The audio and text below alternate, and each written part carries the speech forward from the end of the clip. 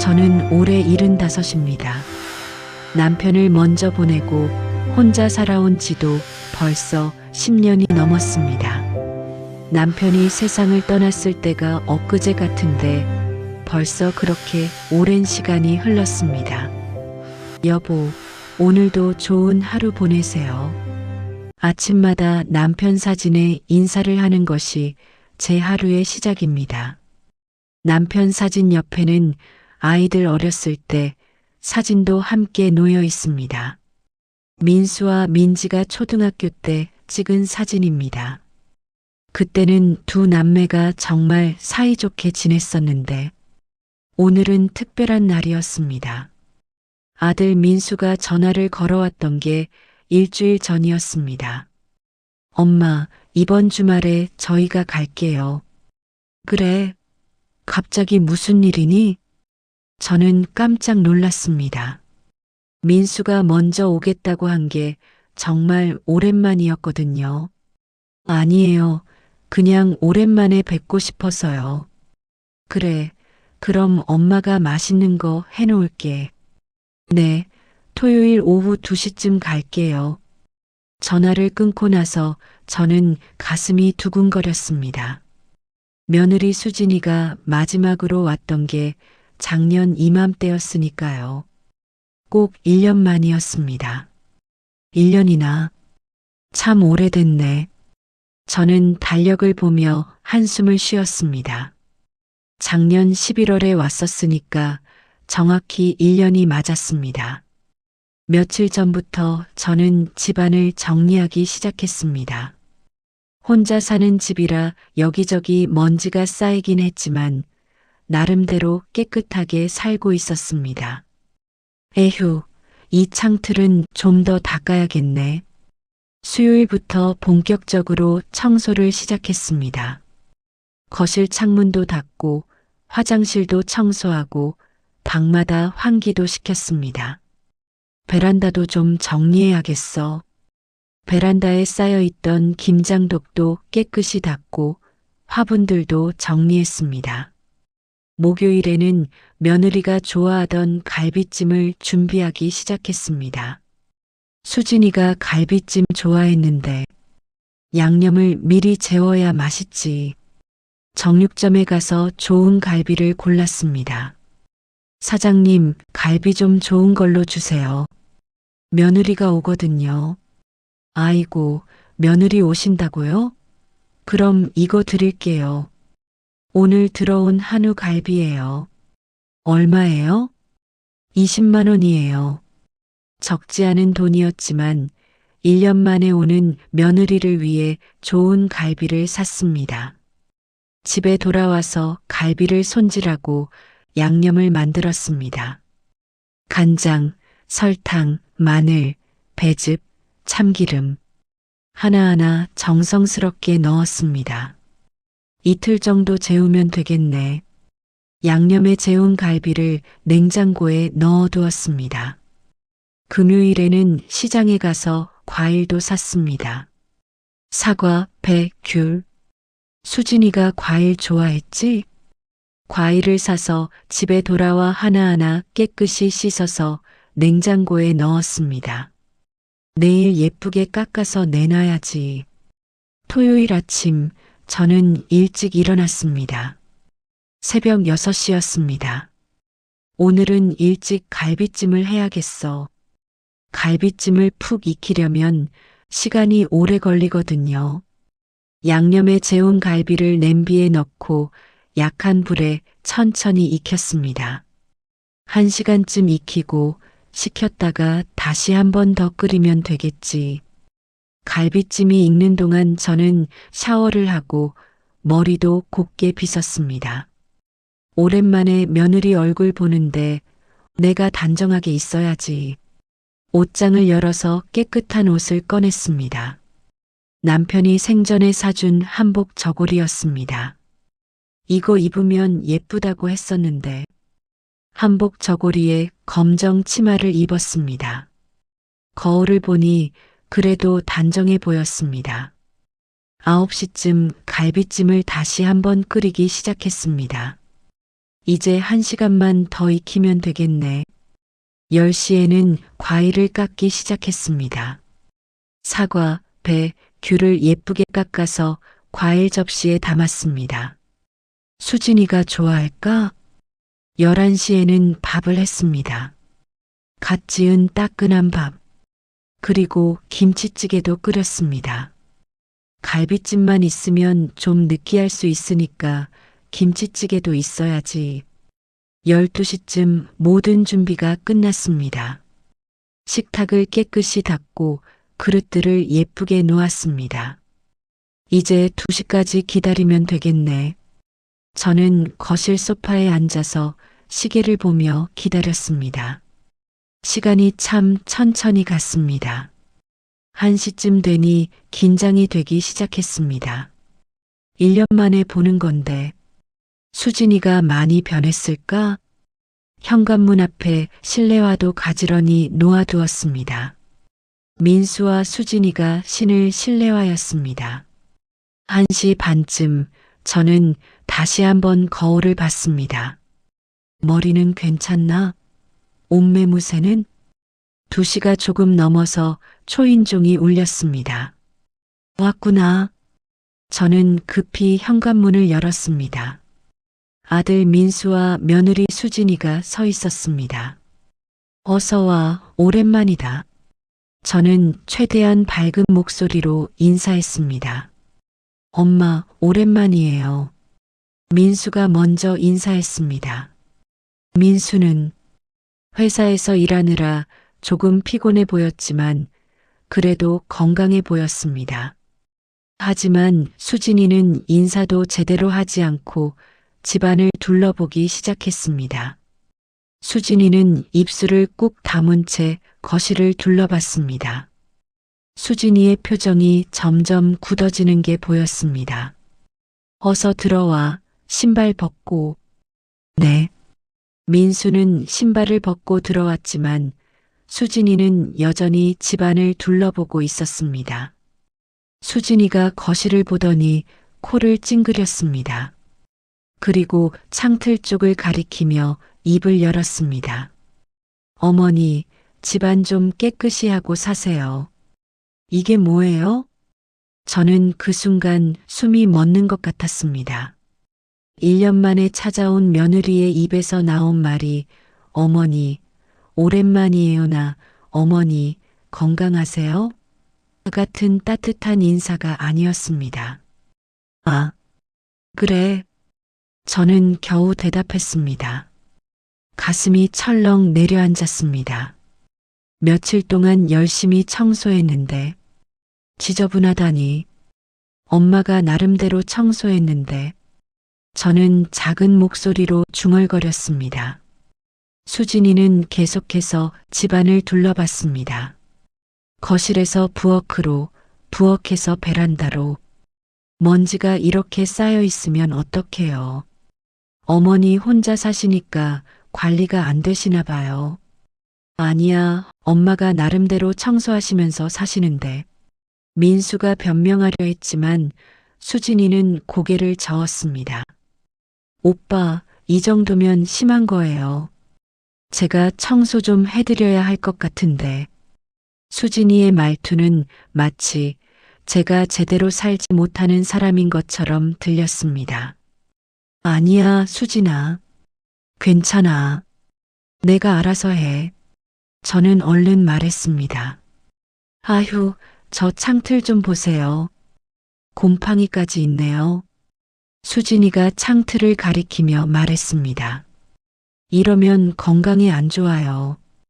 곰팡이 포자 마시면 폐에 안 좋거든요. 저는 며느리의 말에 아무 대꾸도 하지 못했습니다. 며칠 전에 창틀도 닦았는데 곰팡이라니. 여보, 너무 그렇게 말하지 마. 민수가 수진이의 팔을 슬쩍 잡았습니다. 뭐가요? 사실을 말하는 건데. 어머니 건강 걱정돼서 하는 말이에요. 수진이는 자신이 걱정해서 하는 말이라고 했지만 저에게는 그냥 비난으로만 들렸습니다. 수진아, 맛있는 음식 준비했어. 내가 좋아하는 갈비찜. 저는 얼른 화제를 돌리며 식탁으로 안내했습니다. 자, 여기 앉아. 내가 며칠 전부터 준비했어. 식탁에는 갈비찜, 김치찌개, 그리고 여러 반찬들이 놓여 있었습니다. 와, 엄마. 갈비찜이네요. 맛있겠다. 민수는 반가워하며 자리에 앉았습니다. 이것 봐. 내가 좋아하던 거 해놨어. 먹어봐. 저는 수진이를 보며 말했습니다. 수진이는 갈비찜을 보더니 손사래를 쳤습니다. 어머니, 요즘 이런 거 안 먹어요. 다이어트 중이거든요. 다이어트? 네, 고기는 살찌잖아요. 요즘 탄수화물이랑 지방 줄이고 있어요. 그래.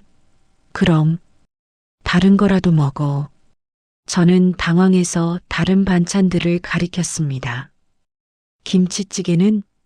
이건 괜찮지? 김치찌개도 나트륨이 많아서요. 수진이는 계속 거절했습니다. 그럼 과일이라도.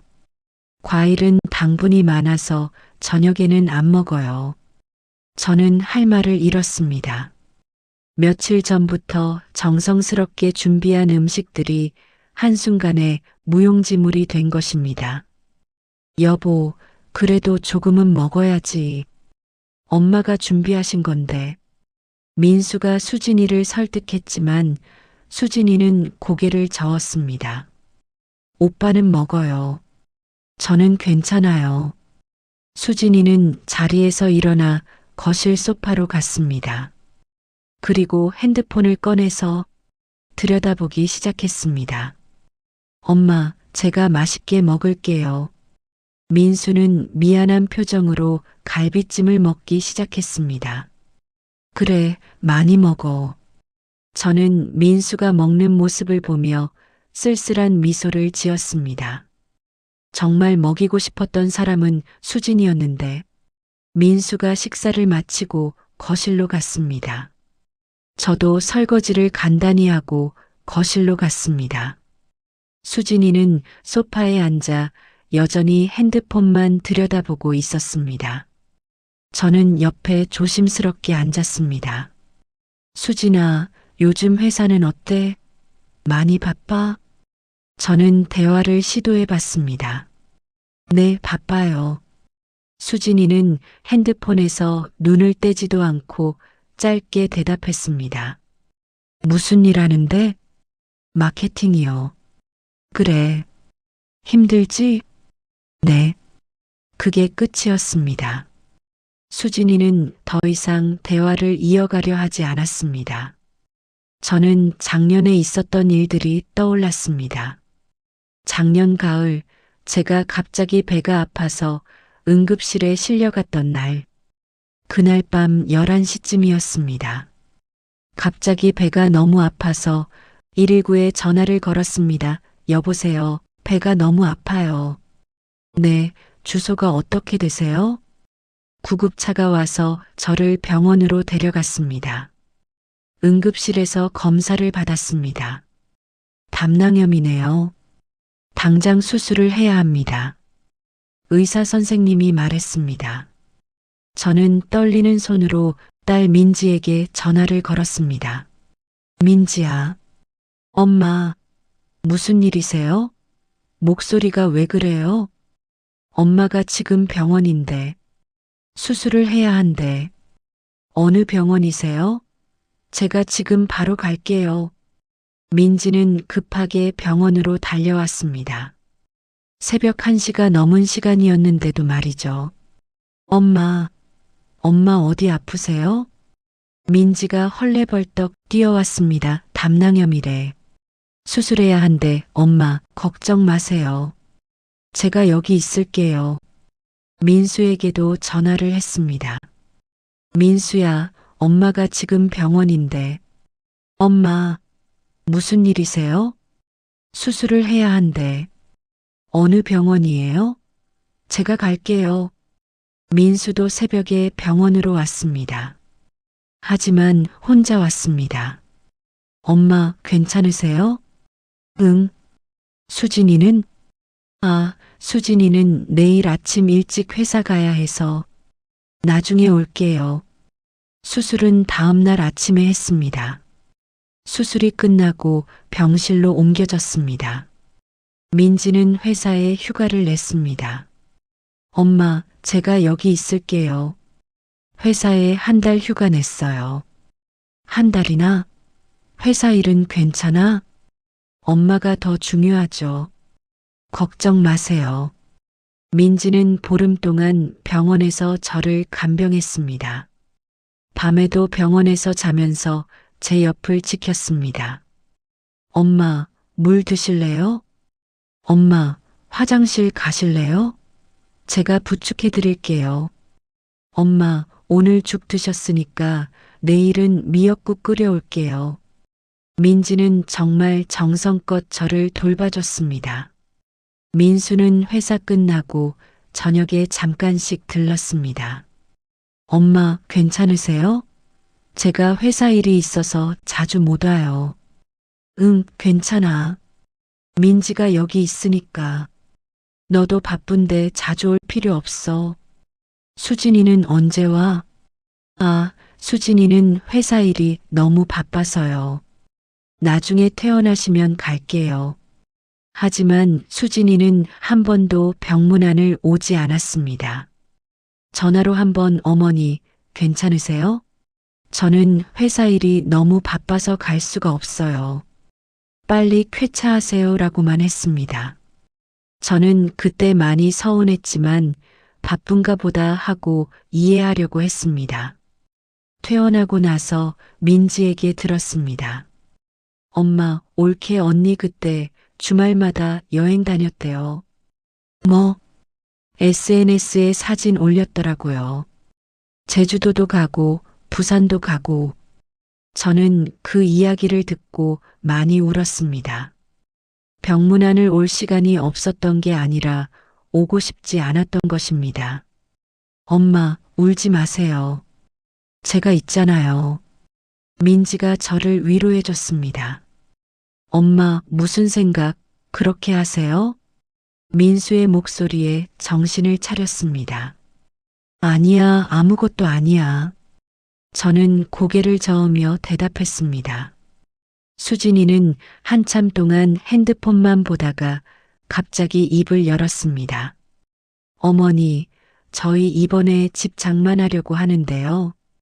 그래, 좋은 일이네. 저는 반가운 마음으로 대답했습니다. 드디어 수진이가 대화를 시작하는구나 싶었습니다. 그런데 돈이 좀 부족해서요. 어머니가 좀 도와주실 수 있으세요? 저는 가슴이 답답했습니다. 결국 돈 이야기였구나. 얼마나 필요한데? 한 5천만 원 정도요. 수진이는 태연하게 말했습니다. 5천만 원? 네, 저희가 보고 있는 아파트가 있는데 계약금이 좀 부족해서요. 그렇구나. 저는 잠시 생각했습니다. 5천만 원이 적은 돈은 아니었습니다. 어머니 재산도 많으시잖아요. 수진이가 덧붙였습니다. 나중에는 다 저희 몫이 될 거 아니에요. 미리 좀 주시는 거라고 생각하시면 돼요. 저는 그 말에 기가 막혔습니다. 나중에는 자기들 몫이 될 거라니. 1년 만에 와서 집이 지저분하다고 하더니 이제는 돈을 달라고. 그것도 나중에는 자기들 몫이 될 거라는 말까지. 여보, 그런 식으로 말하는 거 아니야. 민수가 옆에서 수진이의 팔을 슬쩍 잡으며 말렸습니다. 뭐가요? 사실이잖아요. 어머니 돌아가시면 어차피 저희가 상속받을 거 아니에요. 수진이는 어깨를 으쓱하며 말했습니다.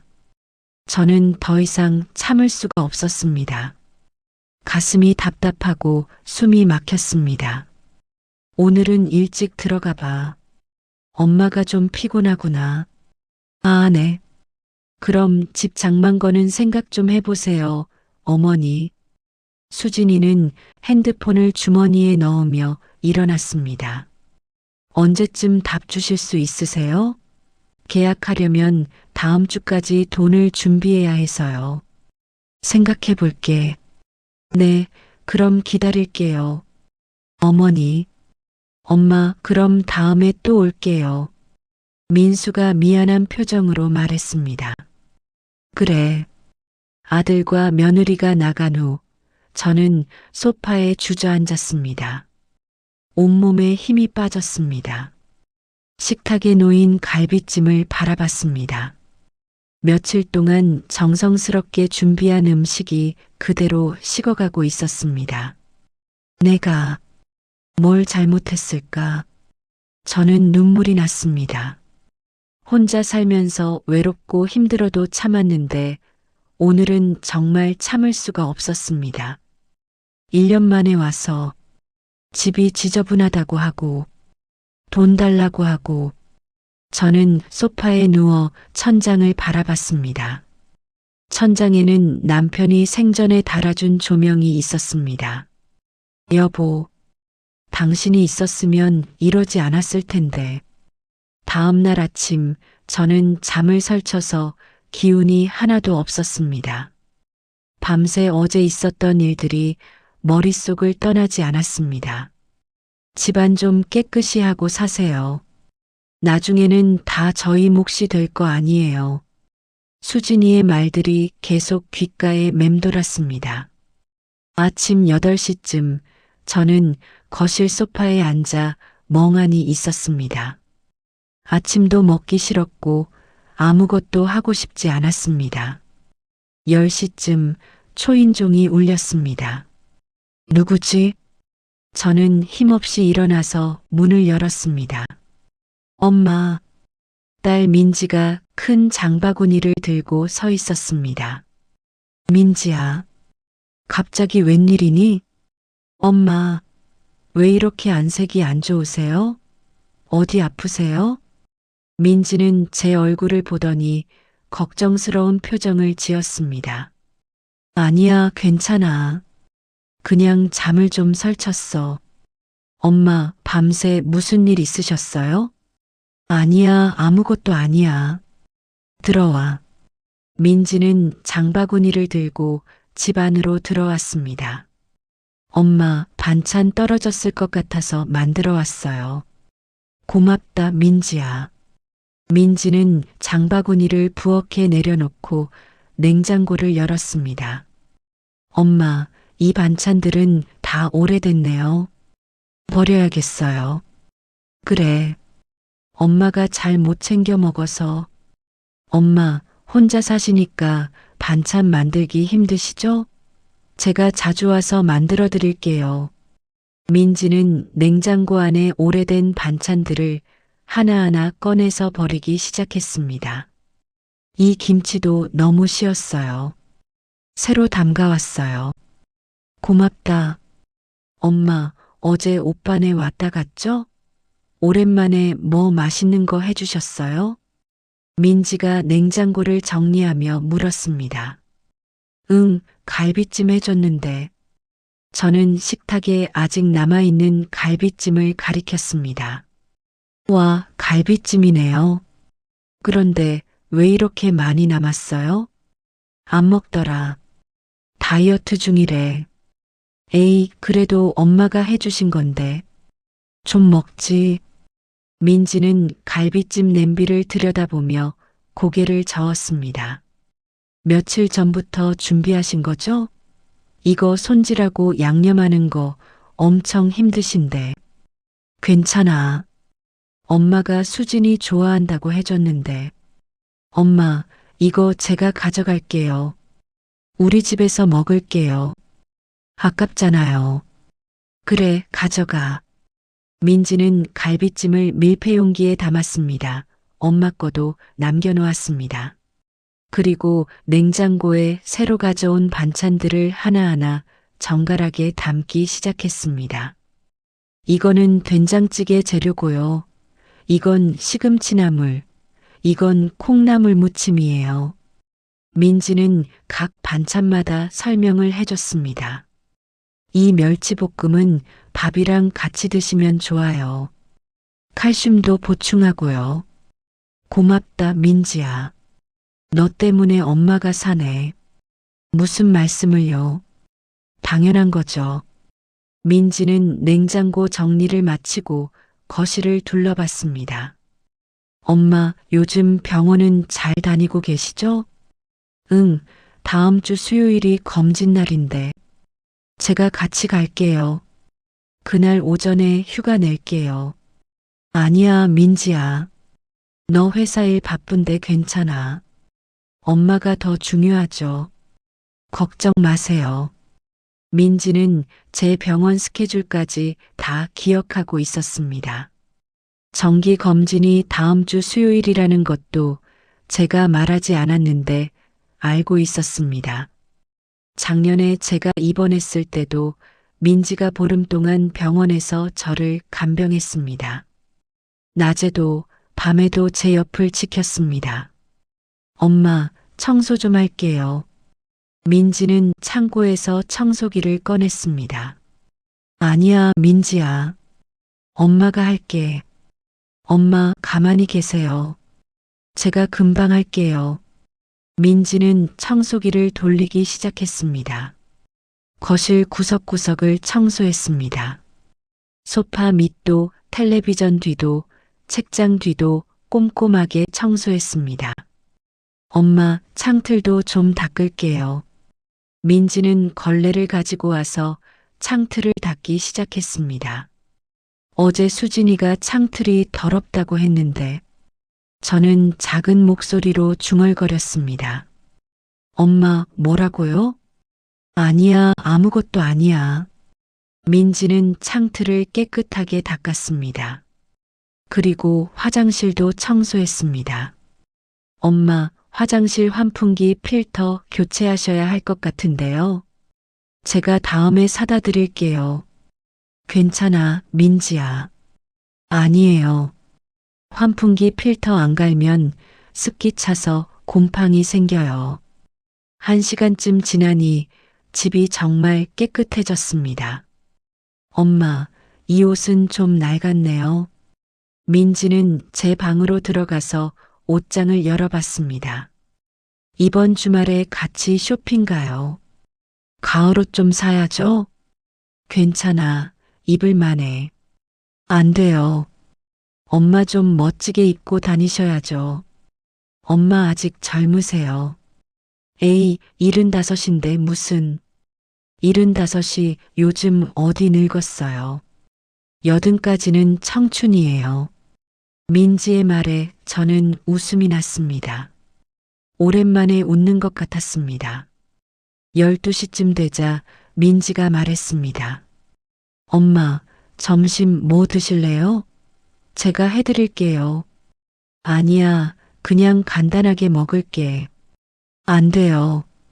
제가 김치찌개 끓여드릴게요. 민지는 부엌으로 가서 김치찌개를 끓이기 시작했습니다. 엄마, 밥 드세요. 아침도 안 드신 것 같은데. 어떻게 알았어? 엄마 얼굴만 봐도 알아요. 밥 안 드시면 힘 없으시잖아요. 저는 딸과 함께 마주 앉아 밥을 먹었습니다. 딸이 끓여준 김치찌개는 정말 맛있었습니다. 맛있다, 민지야. 엄마, 많이 드세요. 반찬도 많이 드시고요. 식사를 하면서 민지가 조심스럽게 물었습니다. 엄마, 무슨 걱정 있으세요? 표정이 안 좋으신데. 아니야, 아무것도 아니야. 엄마, 저한테는 말씀하세요. 혹시 어제 올케 언니가 뭐라고 했어요? 민지는 눈치가 빨랐습니다. 저는 한참을 망설였습니다. 민지야. 네, 엄마. 수진이가 집이 지저분하다고 했어. 저는 작은 목소리로 말했습니다. 뭐라고요? 민지의 표정이 굳어졌습니다. 1년 만에 와서 첫 마디가 그거였어. 어머니, 집안 좀 깨끗이 하고 사세요. 이게 뭐예요? 라고. 엄마, 옳게 언니가 그렇게 말했어요? 민지는 정말 화가 난 것 같았습니다. 너무하네요. 엄마가 얼마나 정성스럽게 준비하셨는데, 그리고 집도 깨끗한데 뭐가 지저분하다는 거예요? 아니야, 민지야. 엄마가 청소를 못한 것 같아. 무슨 말씀이세요? 저 어제도 왔었는데 깨끗했어요. 민지는 목소리를 높였습니다. 그리고요? 정성스럽게 준비한 갈비찜도 안 먹고 다이어트 중이래. 에이, 진짜. 민지는 한숨을 쉬었습니다. 그리고 돈도 달라고 했어. 돈요? 응, 집 장만한다고. 5천만 원. 5천만 원요? 민지는 깜짝 놀란 표정을 지었습니다. 그리고 뭐라고 했는지 알아? 저는 눈물이 나올 것 같았지만 참았습니다. 나중에는 다 자기들 몫이 될 거니까 미리 좀 달라고. 뭐라고요? 민지는 젓가락을 탁 내려놓았습니다. 옳게 언니가 1년 만에 와서는 그런 말을 했어요? 응. 저는 고개를 끄덕였습니다. 엄마 칠순 생신 때도 안 오고 엄마 입원하셨을 때도 한 번도 안 왔으면서 그래도 며느리니까 이해해야지. 무슨 이해요? 민지는 정말 화가 난 것 같았습니다. 엄마, 그게 아니에요. 옳게 언니는 엄마를 가족으로 안 보는 거예요. 그냥 재산으로만 보는 거예요. 민지야, 목소리 낮춰. 아니에요. 저 진짜 화나요. 민지는 눈물까지 글썽였습니다. 엄마가 얼마나 힘드셨을까. 1년 만에 온 며느리한테 그런 말 들으시고. 괜찮아, 민지야. 엄마는 괜찮아. 무슨 괜찮으세요? 괜찮을 리가 있어요. 민지는 제 손을 꼭 잡았습니다. 엄마, 너무 속상해하지 마세요. 옳게 언니가 이상한 거예요. 엄마 잘못 아니에요. 고맙다, 민지야. 엄마, 제가 자주 올게요. 엄마 외롭지 않게 해드릴게요. 민지는 한참을 제 손을 잡고 있었습니다. 그리고 엄마 옳게 언니한테 돈 주지 마세요. 응? 옳게 언니는 엄마를 진짜 어머니로 안 보는 것 같아요. 그냥 동금고로 보는 거예요. 민지야, 그래도. 엄마, 제 말 들으세요. 옳게 언니한테 돈 주시면 안 돼요. 민지는 진지한 표정으로 말했습니다. 저는 대답하지 못하고 고개만 끄덕였습니다.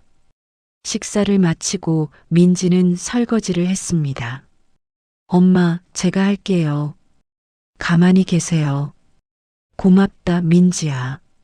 설거지를 마친 민지가 거실로 와서 제 옆에 앉았습니다. 엄마, 오늘 기분 좀 나아지셨어요? 응, 내가 와서 많이 나아졌어. 다행이에요. 엄마 우시는 거 보기 싫어요. 엄마가 언제 울었다고. 엄마 눈 빨개요. 어젯밤에 많이 우셨죠? 민지는 역시 눈치가 빨랐습니다. 조금. 엄마 앞으로는 슬픈 일 있으면 저한테 바로 전화하세요. 제가 바로 올게요.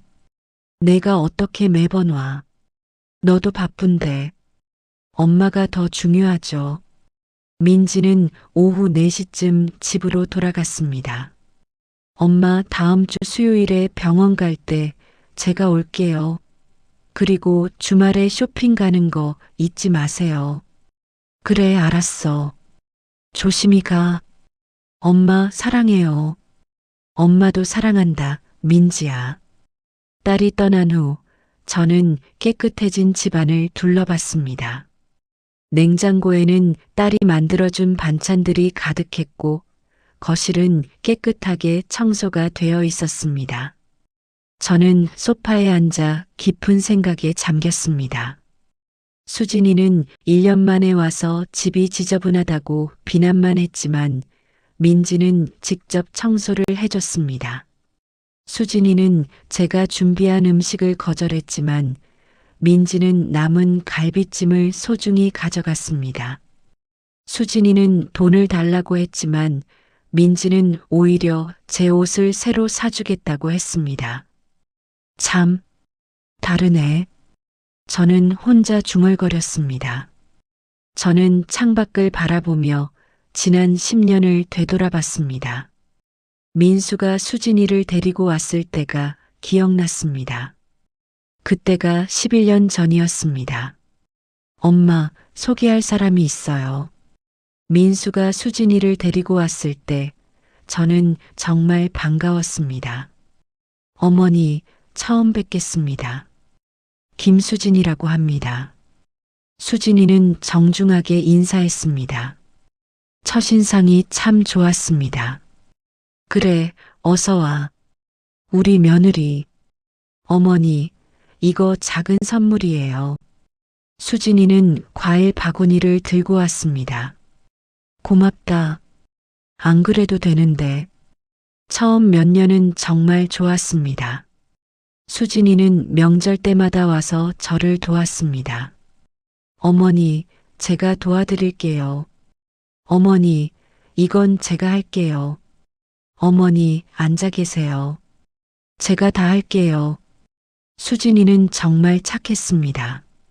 저는 좋은 며느리를 만났구나 하고 기뻤습니다. 민수와 수진이가 결혼할 때도 저는 정성껏 준비했습니다. 예물도 넉넉하게 해줬고 신혼집 마련할 때도 많이 도와줬습니다. 엄마, 고맙습니다. 엄마 덕분에 좋은 집 구했어요. 괜찮아. 너희 잘 살아라. 결혼 초에는 수진이가 자주 왔습니다. 일주일에 한 번씩은 들렀습니다. 어머니, 반찬 해드리려고 왔어요. 어머니, 날씨 좋은데 같이 산책 가요.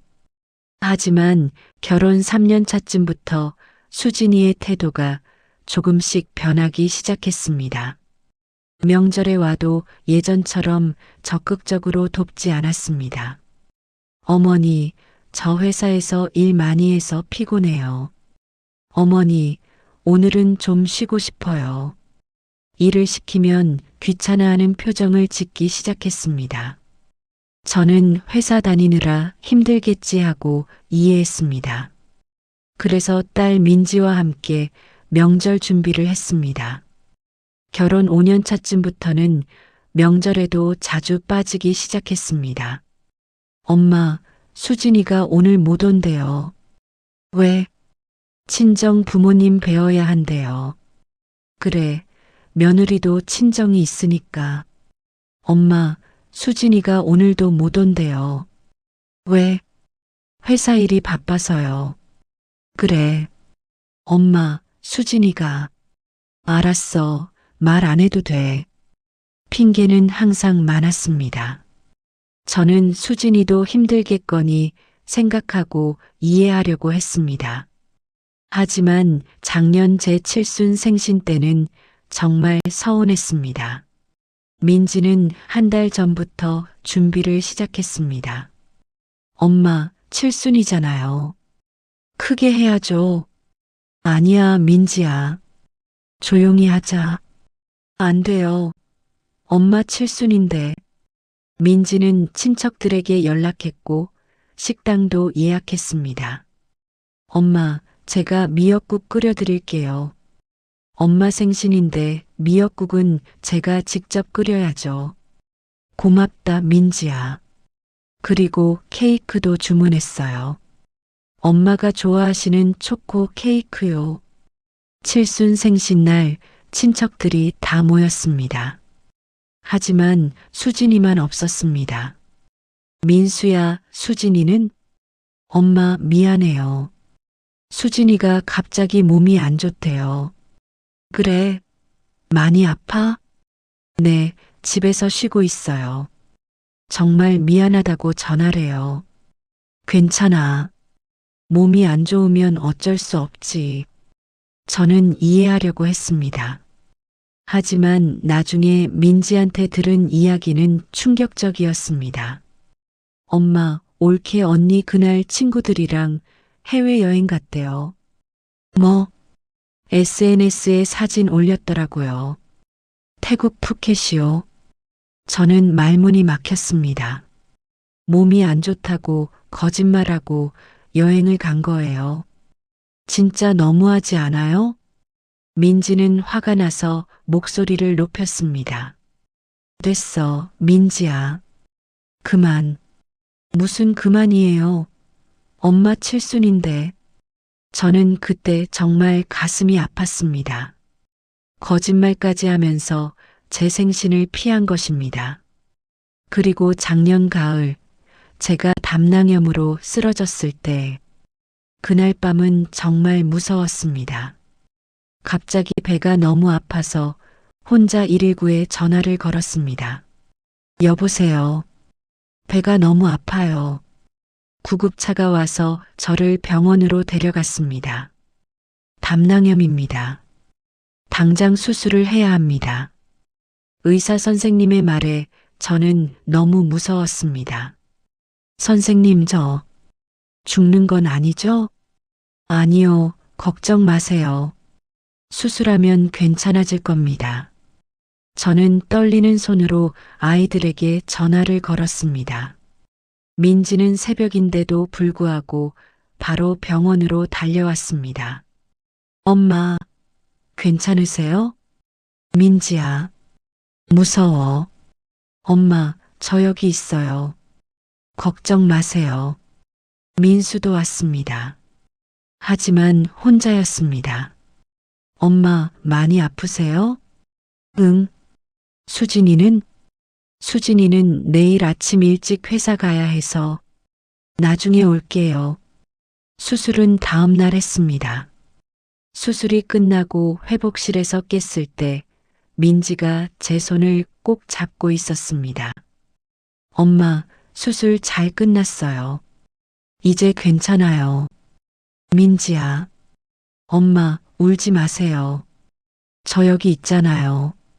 민지는 회사에 휴가를 냈습니다. 민지야, 너 회사 일은 엄마가 더 중요하죠. 한 달 휴가 냈어요. 한 달이나? 네, 엄마 완전히 회복하실 때까지 제가 옆에 있을 거예요. 민지는 정말 보름 동안 병원에서 저를 간병했습니다. 밤에도 병원 침대 옆 간이 침대에서 잤습니다. 엄마, 물 드실래요? 엄마, 화장실 가실래요? 제가 부축해 드릴게요. 엄마, 오늘은 죽 드셨으니까 내일은 미역국 끓여올게요. 엄마, 등 좀 닦아드릴게요. 민지는 정말 정성껏 저를 돌봐줬습니다. 어렸을 때 제가 민지를 돌봐준 것처럼 민수는 회사 끝나고 저녁에 잠깐씩 들렀습니다. 엄마, 오늘은 좀 어때요? 응, 괜찮아. 많이 나아졌어. 그럼 다행이네요. 저는 회사 일이 있어서. 응, 알아. 가봐. 바쁜데 자주 올 필요 없어. 수진이는 언제 와? 아, 수진이는 회사 일이 정말 바빠서요. 민수는 항상 수진이를 변호했습니다. 하지만 수진이는 단 한 번도 병문안을 오지 않았습니다. 전화로 한 번 어머니, 괜찮으세요? 빨리 쾌차하세요 라고만 했습니다. 저는 그때 많이 서운했지만 바쁜가 보다 하고 이해하려고 했습니다. 퇴원하고 집에 왔을 때도 민지가 일주일 동안 저희 집에 머물면서 저를 돌봐줬습니다. 엄마, 오늘은 미역국 끓여드릴게요. 엄마, 약 드실 시간이에요. 엄마, 산책 가실래요? 제가 부축해 드릴게요. 일주일 후 민지가 자기 집으로 돌아갈 때 엄마, 제가 자주 올게요. 걱정 마세요. 고맙다, 민지야. 너 때문에 엄마가 살았어. 무슨 말씀을요? 엄마가 저를 키워주셨잖아요. 민지가 돌아간 후 일주일쯤 지났을 때 민지한테서 전화가 왔습니다. 엄마, 올케 언니 SNS 봤는데요. 응? 엄마 입원하셨을 때 주말마다 여행 다녔더라고요. 제주도도 가고 부산도 가고 강릉도 갔어요. 그랬구나. 엄마 화 안 나세요? 저는 진짜 화나요. 괜찮아, 민지야. 무슨 괜찮아요. 엄마가 죽을 뻔하셨는데 여행을 다녔어요. 저는 그 이야기를 듣고 밤에 혼자 많이 울었습니다. 병문안을 올 시간이 없었던 게 아니라 오고 싶지 않았던 것입니다. 저는 이런 일들을 되돌아보며 가슴이 아팠습니다. 그리고 어제 수진이가 한 말들. 집안 좀 깨끗이 하고 사세요. 이게 뭐예요? 어머니 재산도 많으시잖아요. 나중에는 다 저희 몫이 될 거 아니에요. 저는 속으로 생각했습니다. 불 따고 나서 그래. 더 이상 참을 수가 없었습니다. 칠순 생신에도 안 오고 제가 아파서 죽을 뻔했을 때도 안 오던 며느리가 돈이 필요하니까 찾아와서 집이 지저분하다고 면박을 주고 재산을 달라고 했습니다. 내가 평생 모은 재산, 진짜 날 아끼는 사람한테 줘야지. 저는 결심했습니다. 민지는 일주일에 두세 번씩 와서 저를 챙겨줬습니다. 반찬도 만들어주고 병원도 같이 가주고 청소도 해주고 제 건강을 진심으로 걱정해줬습니다. 제가 아플 때 회사도 쉬고 간병해줬습니다. 밤낮으로 제 옆에서 저를 돌봐줬습니다. 반면 수진이는 1년에 한 번 올까 말까 했습니다. 오더라도 집이 지저분하다고 비난하고 돈 달라고만 했습니다. 제 생신에도 안 오고 제가 입원했을 때도 안 왔습니다. 이런 며느리한테 제 재산을 물려준다? 그럴 수는 없었습니다. 결정했어. 내 재산은 민지한테 증여할 거야. 저는 마음을 굳혔습니다. 다음 날 월요일 아침 저는 일찍 일어나서 법무사 사무실에 전화를 걸었습니다. 여보세요. 법무사 사무실입니까? 네, 무슨 일로 전화하셨어요? 재산 증여 상담을 받고 싶은데요. 네, 언제 오실 수 있으세요? 이번 주 금요일에 갈 수 있을까요? 금요일 오전 10시는 어떠세요? 좋습니다. 그럼 금요일 10시에 갈게요. 네, 예약해드렸습니다. 성함이 어떻게 되세요? 박영희입니다. 네, 박영희 고객님. 금요일에 뵙겠습니다. 전화를 끊고 저는 민지에게 연락했습니다. 민지야, 이번 주 금요일에 엄마랑 같이 갈 때가 있는데 시간 될까? 금요일이요? 오전이면 가능해요. 어디 가시게요? 그건 금요일에 말해줄게. 꼭 같이 가야 해. 네, 알겠어요, 엄마. 무슨 일인지 궁금하네요. 금요일에 알려줄게. 전화를 끊고 저는 깊은 한숨을 쉬었습니다. 이제 정말 결정을 내린 것입니다. 월요일 오후 3시쯤 수진이한테서 전화가 왔습니다. 어머니, 저예요. 수진이요. 응, 수진아. 어머니, 지난번에 말씀드린 집 장만거는 생각해 보셨어요? 수진이는 인사말도 없이 바로 돈 이야기부터 꺼냈습니다. 저는 잠시 침묵했습니다. 심호흡을 한 번 하고 차분하게 대답했습니다. 그 돈은 없어. 네. 어머니, 그게 무슨 말씀이세요? 수진이의 목소리가 당황한 것 같았습니다. 어머니 재산 많으시잖아요. 5천만 원쯤이야. 없다니까. 제 목소리는 단호했습니다. 어머니, 왜 그러세요? 저희 집 장만하는 건데. 그리고 너한테 할 말이 있어. 네, 무슨 말씀이신데요? 내 재산은 내 마음대로 하겠어. 네, 딸한테 전부 증여할 거야. 저는 망설임 없이 말했습니다. 전화기 너머로 수진이가 숨을 크게 들이마시는 소리가 들렸습니다. 어머니, 그게 무슨 말씀이세요? 들은 그대로야. 내 재산은 민지한테 증여할 거야. 어머니, 그러시면 안 되죠. 수진이의 목소리가 떨렸습니다. 농담이시죠?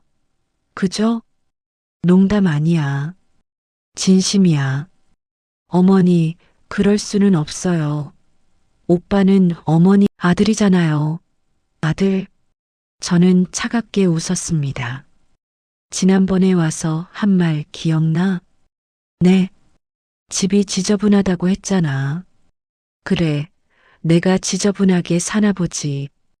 어머니, 그건 제가 걱정돼서 한 말이에요. 수진이는 급하게 변명하기 시작했습니다. 어머니 건강 생각해서요. 먼지가 많으면 건강에 안 좋잖아요. 건강 생각해서? 저는 비웃음이 나왔습니다. 내가 작년에 입원했을 때는 어디 있었어? 그건 한 번도 안 왔잖아. 그게 건강 걱정하는 거야? 수진이는 할 말을 잃은 듯 침묵했습니다. 내 칠순 생신에도 안 왔잖아. 어머니, 그건 친구들이랑 여행 갔다며 몸이 안 좋다고 거짓말하고 저는 계속 말했습니다. 그건 제가 정말 잘못했어요. 됐어. 변명 안 들을 거야. 어머니, 너한테 내 재산 한 푼도 안 줄 거야. 어머니, 그러시면 안 돼요. 수진이는 울먹이는 목소리로 말했습니다. 저도 시댁 식구잖아요. 그리고 오빠는 어머니 아들이잖아요. 당연히 물려받을 거라고. 네.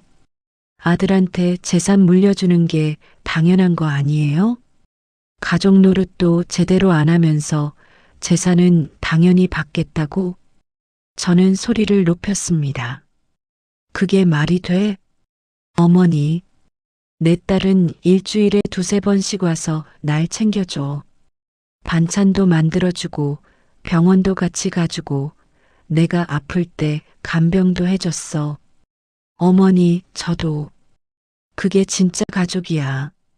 저는 단호하게 말했습니다. 너는 1년 만에 와서는 집이 지저분하다고 면박 주고 돈 달라고만 했잖아. 어머니, 제가 정말 잘못했어요. 그러면서 나중에는 다 자기 몫이 될 거라고 했잖아. 어머니, 그게 가족이 할 말이야? 저는 억눌렀던 감정이 폭발하는 것 같았습니다. 수진이는 계속 변명했습니다. 어머니, 제가 정말 잘못했어요. 제가 그때 좀 피곤해서 그랬어요. 피곤하면 집에 있지 왜 왔어? 회사 일이 너무 바빠서 스트레스를 많이 받았거든요. 스트레스 받으면 시어머니한테 함부로 말해도 돼? 아니요, 안 되죠. 정말 죄송해요. 어머니한테 그런 식으로 말하면 안 되는 건데. 알면서 왜 그랬어? 저는 차갑게 말했습니다. 어머니, 제발 다시 한 번만 생각해 주세요. 됐어. 이미 늦었어. 어머니, 결정은 내렸어. 이번 주 금요일에 법무사 사무실 가서 증여 서류 작성할 거야. 어머니, 안 돼요. 수진이는 울기 시작했습니다. 제발요, 어머니. 한 번만 기회를 주세요. 하지만 저는 더 이상 듣고 싶지 않았습니다. 됐어. 더 이상 할 말 없어. 저는 전화를 끊어버렸습니다. 전화를 끊고 나니 손이 떨렸습니다. 하지만 후회는 되지 않았습니다. 오히려 속이 후련했습니다. 그동안 참았던 말들을 다 한 것 같았습니다.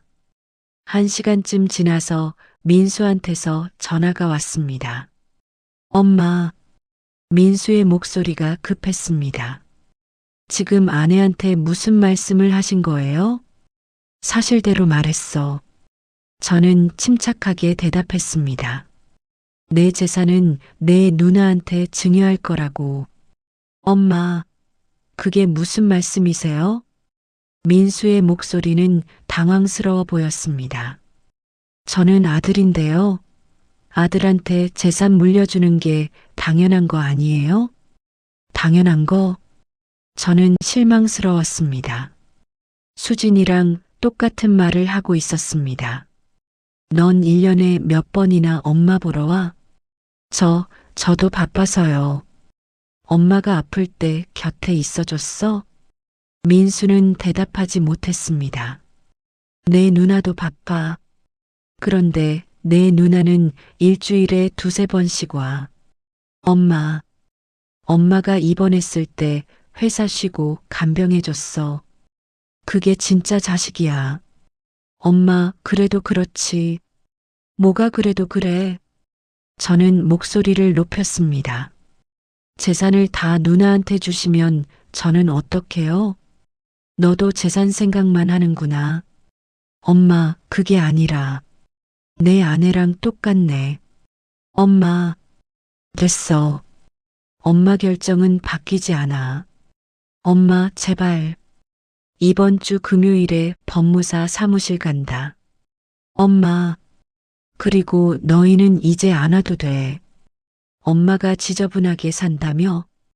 저는 전화를 끊었습니다. 전화를 끊고 나서 저는 소파에 주저앉았습니다. 가슴이 두근거렸습니다. 하지만 제 결정은 확고했습니다. 더 이상 흔들리지 않을 것입니다.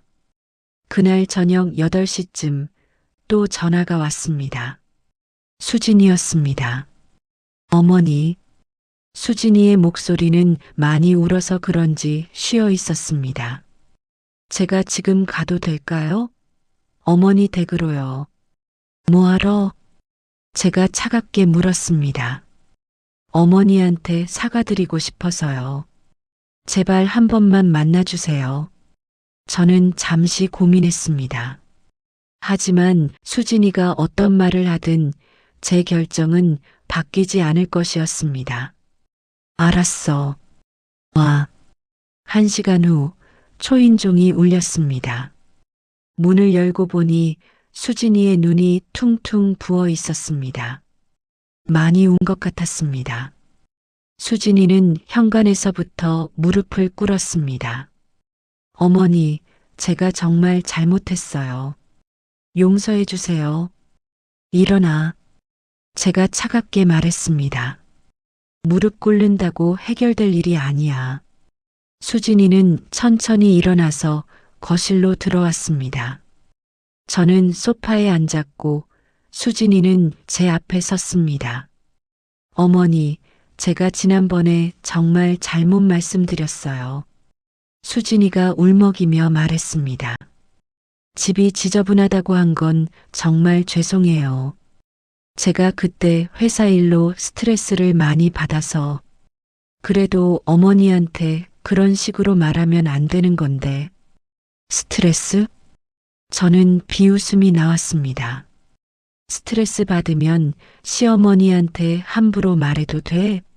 그게 변명이 돼? 죄송해요. 변명의 여지가 없어요. 제가 정말 잘못했어요. 수진이는 고개를 숙였습니다. 그리고 내 칠순 생신 때는? 제가 물었습니다. 내가 입원했을 때는? 그것도 정말 죄송해요. 수진이는 울먹이며 대답했습니다. 제가 너무 이기적이었어요. 어머니 생신 때 친구들이랑 여행 간 거 정말 잘못한 거예요. 잘못한 줄 알면서 왜 그랬어? 그때는 제가 정말 철이 없었어요. 입원하셨을 때도 병문안 가야 했는데 안 갔지. 제가 차갑게 말했습니다. 그러면서 주말마다 여행은 다녔더라. 어머니, 그건 수진이는 아무 말도 하지 못하고 고개만 숙이고 있었습니다.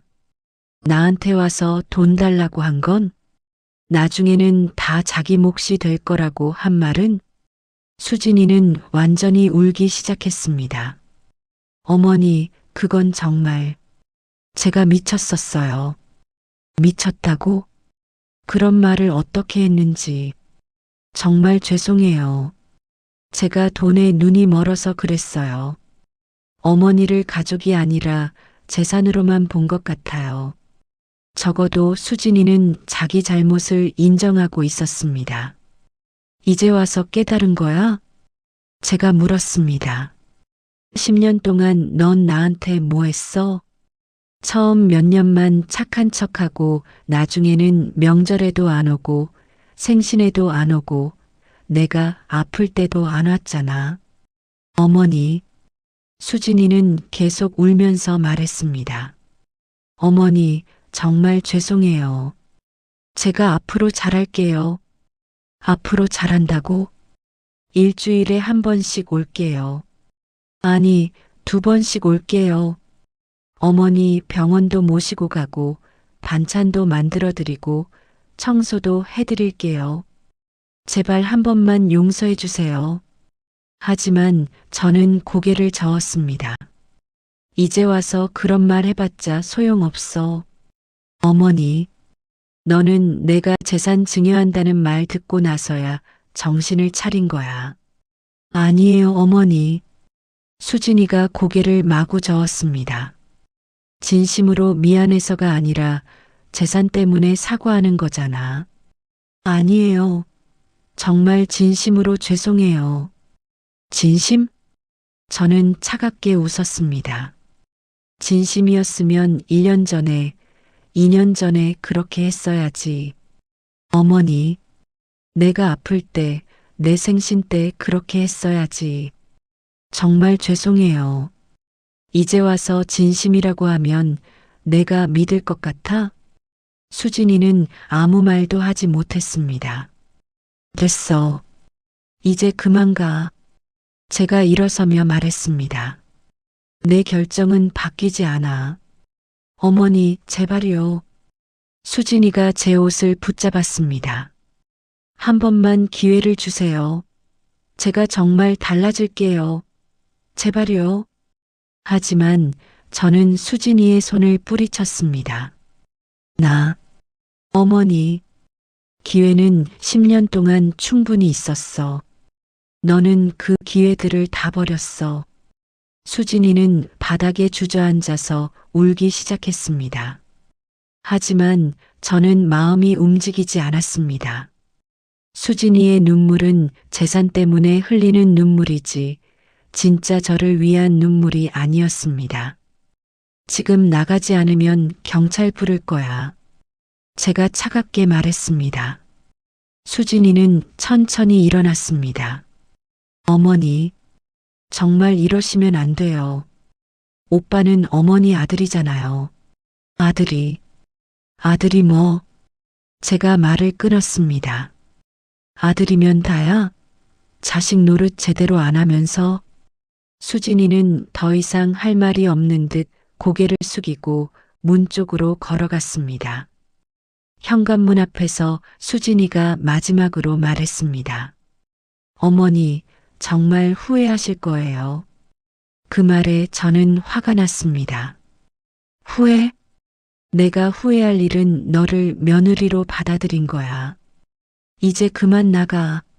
문이 닫히는 소리가 들렸습니다. 저는 소파에 주저앉았습니다. 수진이가 온 것이 오히려 제 결심을 더 확고하게 만들었습니다. 수진이의 사과는 진심이 아니었습니다.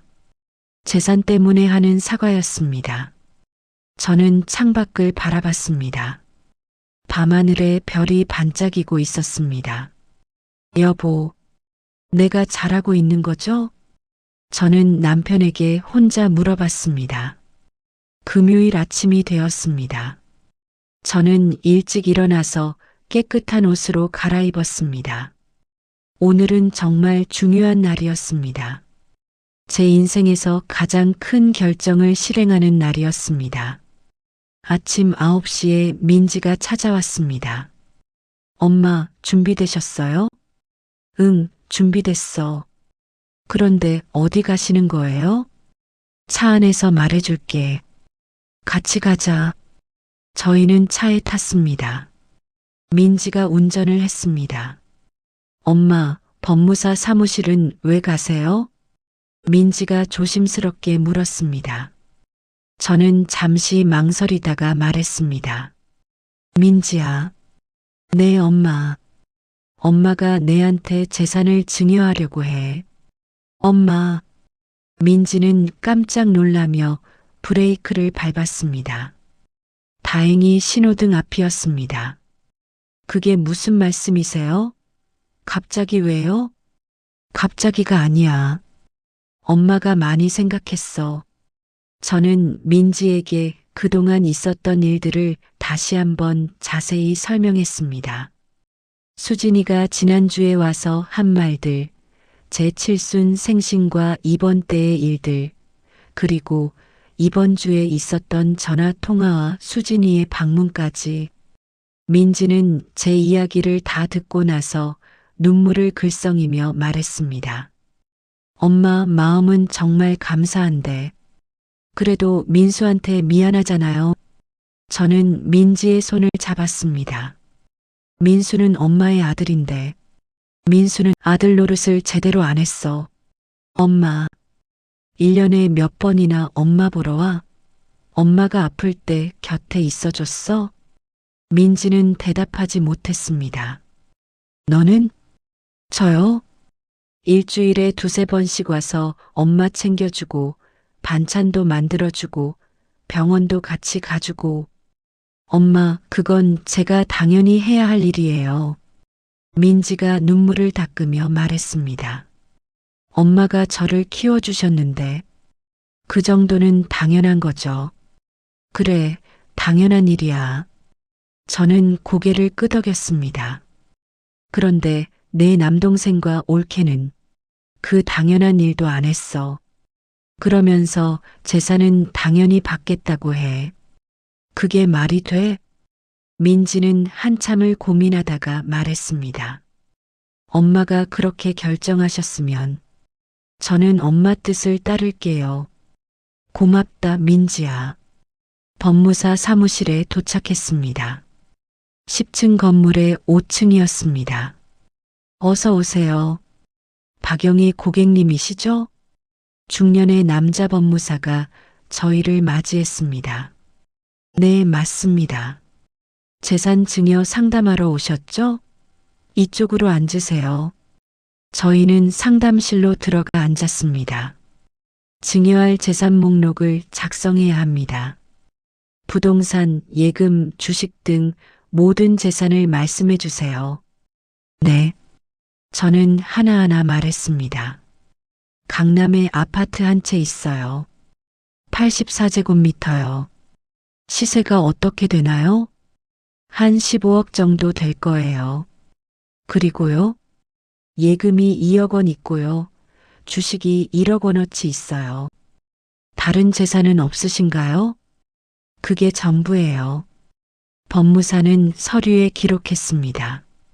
총 재산이 약 18억 원 정도네요. 증여세가 꽤 나올 겁니다. 얼마나 나올까요? 대략 계산하면 한 4억 원 정도 나올 것 같습니다. 4억 원. 저는 깜짝 놀랐습니다. 생각보다 많았습니다. 괜찮으시겠어요? 네, 괜찮아요. 증여세는 제가 낼게요. 엄마, 증여세는 제가 낼게요. 민지가 옆에서 말했습니다. 아니야, 엄마가 낼 거야. 엄마, 4억 원이나 되는데. 괜찮아. 엄마가 평생 모은 돈이야. 엄마가 낼 거야. 법무사는 서류를 준비하기 시작했습니다. 그럼 서류에 서명하시면 됩니다. 증여 계약서와 부동산 명의 이전 서류입니다. 법무사는 서류들을 하나하나 설명해 줬습니다. 여기가 증여자 서명란이고요. 여기가 수증자 서명란입니다. 저는 서류를 하나하나 확인했습니다. 그리고 이름을 적고 도장을 찍었습니다. 도장을 찍는 순간 가슴이 두근거렸습니다. 이제 정말 돌이킬 수 없게 된 것입니다. 민지도 서명했습니다. 이제 됐습니다. 다음 주쯤 부동산 명의 이전이 완료될 겁니다. 예금과 주식은요?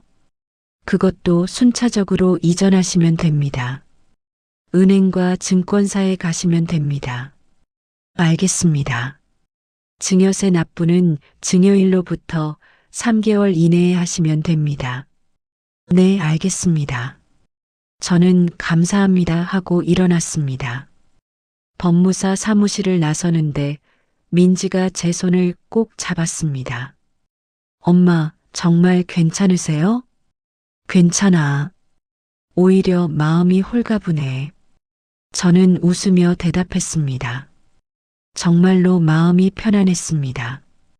이제는 누구 눈치도 보지 않고 살 수 있을 것 같았습니다. 엄마, 점심 드시러 가요. 제가 사드릴게요. 그래, 고맙다. 저희는 근처 한식당에 갔습니다. 민지는 계속 걱정스러운 표정이었습니다. 엄마, 민수가 알면 정말 화낼 것 같은데. 그래도 어쩔 수 없어. 엄마 결정이야. 민수한테 제가 미안해요. 미안할 것 없어. 내가 잘못한 게 아니야. 그래도 민지야, 민수는 언젠가 이해할 거야. 지금은 화날 수 있어도 나중에는 자기가 뭘 잘못했는지 깨달을 거야. 그럴까요? 그럴 거야. 그리고 그때 진짜 화해가 가능할 거야. 식사를 마치고 집에 돌아왔습니다. 엄마, 제가 들어가도 될까요? 조금 쉬다 갈게요. 그래, 들어와. 민지는 저와 함께 차를 마셨습니다. 엄마, 진짜 후회 안 하시죠? 안 해. 엄마는 확신해. 이게 옳은 결정이라고. 엄마, 민지야, 고맙다. 내가 있어서 엄마가 산다. 무슨 말씀을요? 제가 더 감사하죠. 민지는 저녁 6시쯤 집으로 돌아갔습니다. 혼자 남은 저는 소파에 앉아 깊은 한숨을 쉬었습니다. 이제 정말 끝이었습니다. 재산은 민지한테 증여하기로 서류를 작성했습니다. 수진이와 민수가 아무리 떼를 써도 소용없었습니다. 법적으로 이미 처리된 일이었습니다. 저는 창밖을 바라봤습니다. 가을 하늘이 참 맑았습니다. 이제야 제 인생을 살 수 있을 것 같았습니다. 누구한테도 무시당하지 않고 존중받으며 살 수 있을 것 같았습니다. 민지는 저를 진심으로 아끼는 사람이었습니다. 그런 사람한테 제 재산을 물려주는 것이 당연했습니다. 일주일 후 월요일 오후 2시쯤 초인종이 요란하게 울렸습니다. 누구야? 저는 현관문으로 갔습니다. 인터폰 화면을 보니 민수였습니다. 문을 열어보니 민수가 서 있었습니다. 얼굴이 벌겋게 상기되어 있었습니다. 엄마, 민수가 소리를 지르며 들어왔습니다. 정말 증여하신 거예요? 그래. 저는 침착하게 대답했습니다. 지난주 금요일에 법무사 사무실에서 서류 작성했어. 엄마, 민수는 집 안으로 들어와 거실 소파에 털썩 앉았습니다. 어떻게 이러실 수가 있어요? 저는 아들인데요. 아들한테 재산 물려주는 게 당연한 거 아니에요? 민수의 목소리는 떨리고 있었습니다. 당연한 거? 저는 민수 맞은편 소파에 앉으며 말했습니다. 민수야. 네. 넌 1년에 몇 번이나 엄마 보러 와? 저도 바빴어요. 회사 일이 바빴다고? 저는 한숨을 쉬었습니다. 내 누나도 바빠. 그런데 내 누나는 일주일에 두세 번씩 와. 엄마, 설날, 추석에도 제대로 안 오잖아. 그건 엄마 칠순 생신 때도 혼자 왔다 갔잖아. 내 아내는 왜 안 왔어? 민수는 고개를 숙였습니다.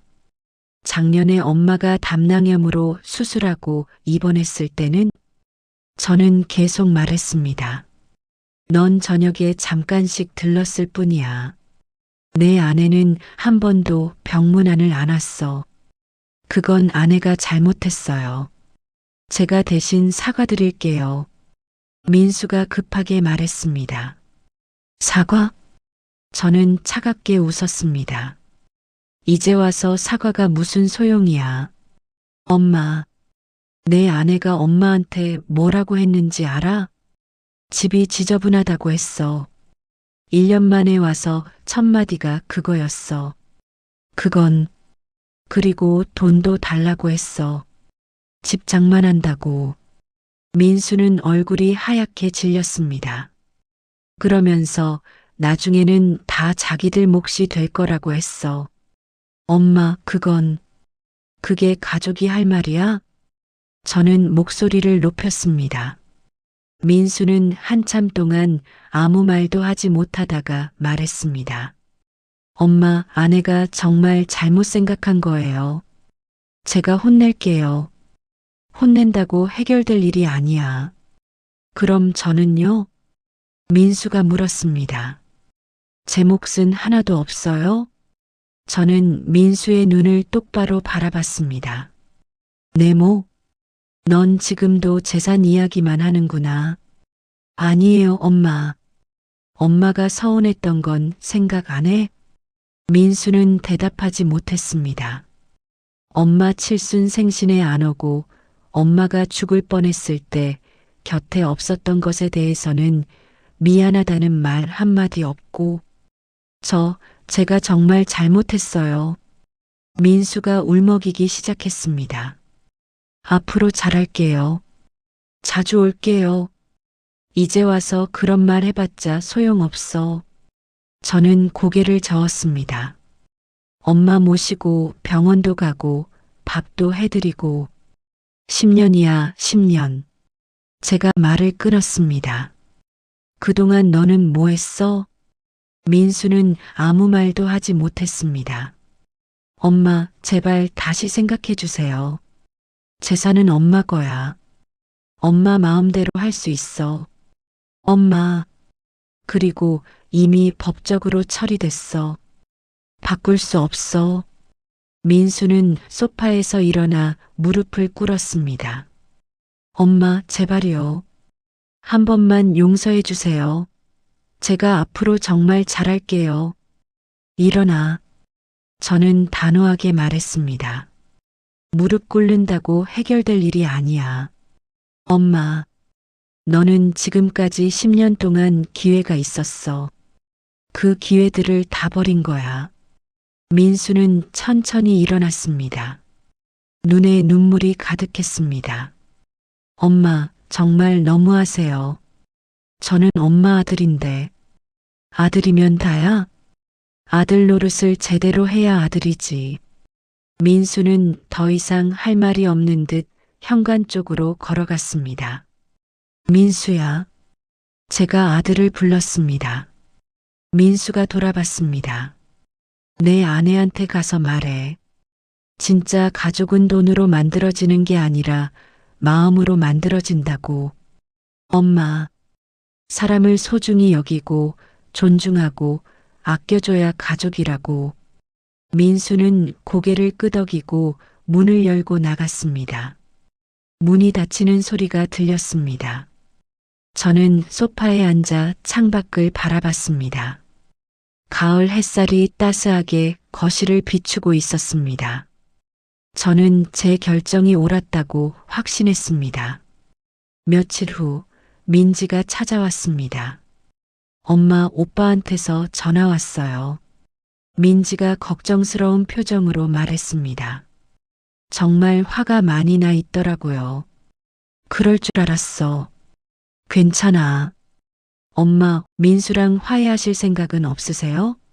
민지가 조심스럽게 물었습니다. 저는 잠시 생각하다가 말했습니다. 민지야, 엄마는 화해하고 싶어? 정말요? 응. 하지만 진짜 화해는 내 동생이 자기 잘못을 깨닫고 진심으로 사과할 때 가능해. 재산 때문에 사과하는 게 아니라 진짜 엄마한테 미안해서 사과할 때 말이야. 민지는 고개를 끄덕였습니다. 알겠어요, 엄마. 엄마 마음 이해해요.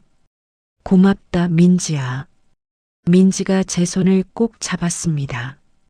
엄마, 저는 항상 엄마 편이에요. 고맙다. 엄마가 행복하시면 저도 행복해요. 민지의 따뜻한 말에 저는 눈물이 날 것 같았습니다. 저는 이제야 진정한 가족의 의미를 알게 되었습니다. 가족은 피로 이어진 관계가 아니라 마음으로 이어진 관계였습니다. 서로를 아끼고 존중하고 힘들 때 곁에 있어주는 것이 진짜 가족이었습니다. 수진이와 민수는 저를 재산으로밖에 보지 않았지만 민지는 저를 진심으로 아꼈습니다. 저는 민지와 함께 차를 마시며 이야기를 나눴습니다. 앞으로의 계획도 세웠습니다. 엄마, 이제 편하게 사세요. 그래, 엄마도 이제 내 인생을 살아야지. 돈 걱정도 하지 마시고 하고 싶은 거 다 하세요. 고맙다, 민지야. 여행도 가시고요. 엄마 가고 싶은 데 있으세요? 글쎄, 제주도 한번 가보고 싶었는데. 그럼 다음 달에 같이 가요. 제가 모시고 갈게요. 정말? 네. 제주도에 좋은 호텔 예약할게요. 민지와의 대화는 참 따뜻했습니다. 그날 저녁 혼자 집에 앉아 있는데 마음이 참 편안했습니다. 더 이상 수진이 눈치를 볼 필요도 없고 민수한테 서운해할 필요도 없었습니다.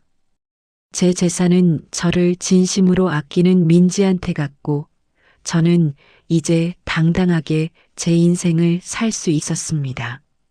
창밖을 보니 달이 밝게 떠 있었습니다. 여보, 저는 남편 사진을 바라보며 혼자 말했습니다. 당신이었으면 뭐라고 했을까? 아마 나의 결정을 지지해 줬을 거야. 당신도 민지가 얼마나 착한지 알잖아. 민수는 좀 더 철이 들어야 할 것 같아. 저는 이제 후회하지 않을 것입니다. 제 선택이 옳았다고 믿습니다. 진정한 가족은 서로를 아끼고 존중하는 것입니다. 돈이 아니라 마음으로 연결되는 것입니다. 수진이와 민수가 언젠가는 이 사실을 깨닫기를 바랍니다. 그때가 되면 진짜 화해가 가능할 것입니다. 저는 소파에서 일어나 방으로 들어갔습니다.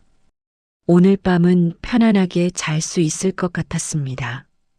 제 마음속에는 더 이상 서운함도 분노도 없었습니다. 오직 민지에 대한 고마움과 앞으로의 삶에 대한 기대만 가득했습니다. 저는 침대에 누워 천장을 바라봤습니다. 이제야 진정한 자유를 찾은 것 같아 저는 평화로운 마음으로 눈을 감았습니다. 시청해 주셔서 감사합니다. 구독과 좋아요는 저에게 큰 힘이 됩니다.